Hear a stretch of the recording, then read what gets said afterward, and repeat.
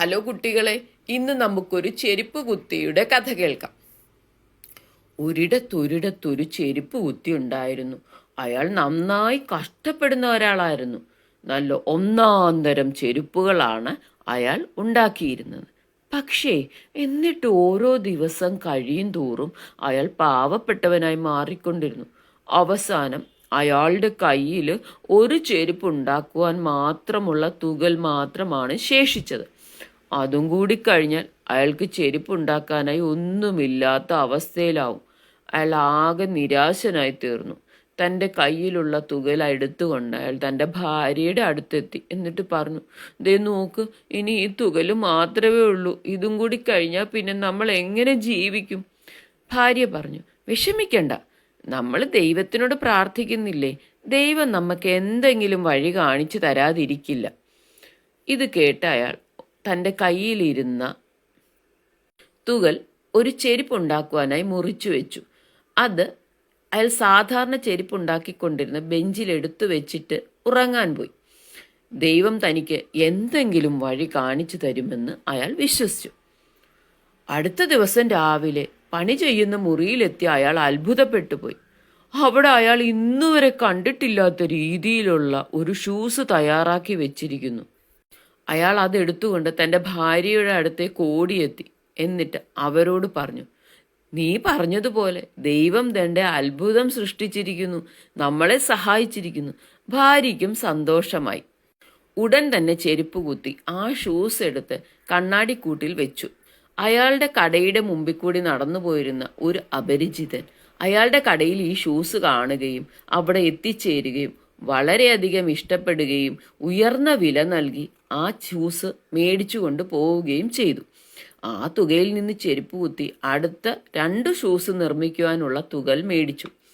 കഴിഞ്ഞ രാത്രിയിൽ അയാൾ എപ്രകാരമാണോ ഷൂസ് നിർമ്മിക്കുവാൻ വേണ്ടി ശരിയാക്കി വെച്ചിരുന്നത്, അതേപോലെ ആ ബെഞ്ചിൽ വീണ്ടും ഈ തുകൽ കൊണ്ട് 2 ഷൂസ് നിർമ്മിക്കുവാനായും ശരിയാക്കി വെച്ചിട്ടാണ് ഉറങ്ങാൻ പോയത്. അടുത്ത ദിവസം അതുപോലെ ഉറക്കത്തിൽ നിന്ന് എഴുന്നേറ്റ് വന്ന് ചെരുപ്പ് കുത്തി കണ്ടത് വീണ്ടും 2 ഷൂസ് ഉണ്ടാക്കി വെച്ചിരിക്കുന്നതാണ്. അയാൾ ആകെ സന്തോഷിച്ചു. അതും വിറ്റുപോയി. അതിൽ നിന്ന് അയാൾക്ക് 4 ഷൂസ് ഉണ്ടാക്കാനുള്ള തുക ലഭിച്ചു. ഇങ്ങനെ തുടർച്ചയായി ഈ ചെരുപ്പ് കുത്തിയുടെ കടയിൽ നല്ല ഷൂസുകൾ ഉണ്ടെന്നറിഞ്ഞ് ആളുകൾ അവിടെ എത്തിച്ചേരുകയും അയാൾ ആ നാട്ടിലെങ്ങും പ്രശസ്തനായി തീരുകയും ചെയ്തു. അതുമാത്രമല്ല, എന്തു വിശേഷം വന്നാലും ആളുകൾ ഈ കടയിൽ നിന്നും മാത്രമേ ഷൂസ് മേടിക്കുകയുള്ളൂ എന്ന അവസ്ഥയിൽ എത്തിച്ചേർന്നു.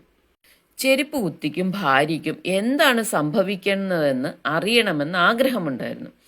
അവർ ഒരു ദിവസം രാത്രിയിൽ ചെരുപ്പ് കുത്തിയുടെ പണിശാലയുടെ മുറിയുടെ കതകിന് പുറകിൽ പാത്തുനിന്നു.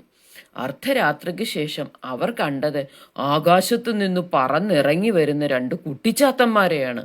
വളരെ ഭംഗിയില്ലാത്ത വസ്ത്രം ധരിച്ചിരുന്ന കുട്ടിച്ചാത്തന്മാർ.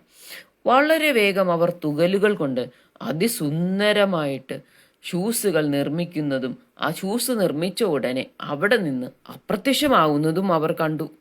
ആ കുട്ടിച്ചാത്തന്മാരുടെ വസ്ത്രങ്ങൾ വളരെ മോശമായിരുന്നു. അതുമാത്രമല്ല, അത് കീറിയുമിരുന്നു. അതുകൊണ്ട് അവർക്ക് നല്ല 2 ഉടുപ്പ് തയ്ച്ചു കൊടുക്കാമെന്ന് ചെരുപ്പ് കുത്തിയും ഭാര്യയും തീരുമാനിച്ചു. അങ്ങനെ അവർ വളരെ സുന്ദരമായ 2 ഉടുപ്പുകൾ കുട്ടിച്ചാത്തന്മാർക്ക് വേണ്ടി ക്രിസ്തുമസിന് തലേന്ന് രാത്രി തയ്യാറാക്കി തുകൽ വെക്കുന്ന മേശയിൽ വെച്ചു. പക്ഷെ അന്ന് അവർ തുകലൊന്നും തന്നെ മുറിച്ചു വെച്ചില്ല.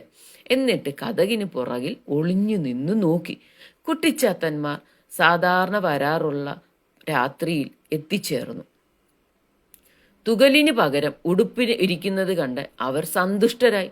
ആ വസ്ത്രമണിഞ്ഞ് അവിടെ അവർ നൃത്തം വെച്ചു. ലല്ലല്ലാ ലല്ലല്ലാ ലല്ലല്ലല്ലോ ലല്ലല്ലോ ലല്ലല്ലോ ലല്ലല്ലല്ലോ എന്നിട്ട് ഇപ്രകാരം പറഞ്ഞു, ഇപ്പോൾ നമ്മൾ മാന്യന്മാരായി തീർന്നു, ഇനി നമ്മൾക്ക് ഇവരെ സഹായിക്കേണ്ട ആവശ്യമില്ല എന്ന് പറഞ്ഞതുകൊണ്ട് അവരവിടുന്ന് കടന്നുപോയി. പിന്നീട് അങ്ങോട്ട് ചെരുപ്പ് കുത്തിയുടെ ജീവിതം വളരെ ഐശ്വര്യത്തോടു കൂടി മുന്നോട്ട് പോയി. അയാളുടെ ഷൂസ് ലോകം മുഴുവൻ അറിയപ്പെടാൻ തുടങ്ങി.